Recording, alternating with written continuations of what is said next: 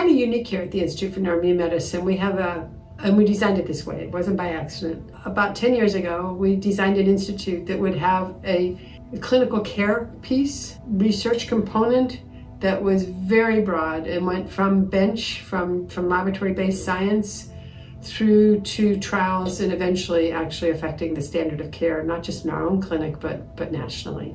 That was our intent. We wanted to create a place where you could come with really complicated illness and get the best possible care.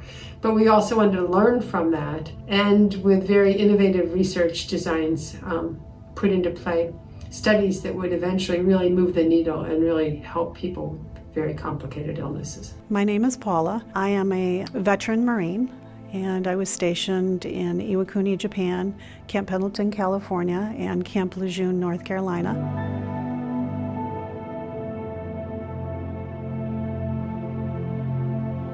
Had I been able to be referred initially to somebody like NSU and the experts such as Dr. Klimas, it's very likely and possible that I wouldn't have had to suffer, seriously suffer, every single day for many years. It's frustrating. It's very, very frustrating.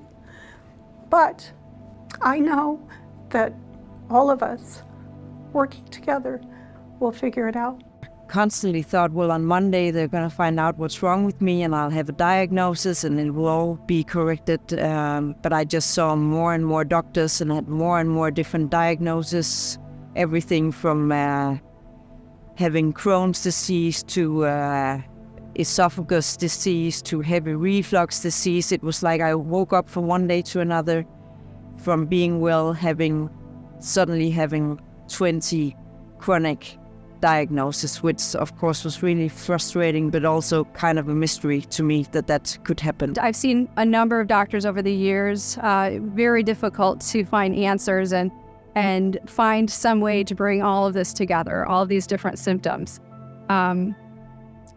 Ultimately, I would say it was a few hints from a few doctors over the course of all of this, and then my putting it together and starting to do some research on my own. And I was able to finally start getting some answers and find the right doctors to help me with that.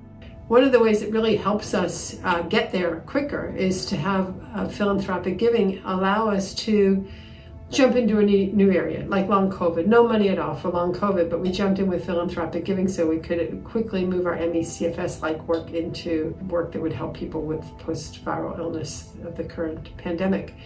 Or philanthropic giving that allows us to do all the pilot work that leads to the data you need to get a grant. You just don't get a grant with an idea, you get a grant because you did a whole bunch of work first. And so we really have used these donations strategically to have a mission in our institute that is to really deliver at the end an effective strategy. Sometimes we have these great big cool ideas that are potentially even curative strategies for long-standing, really complicated illnesses.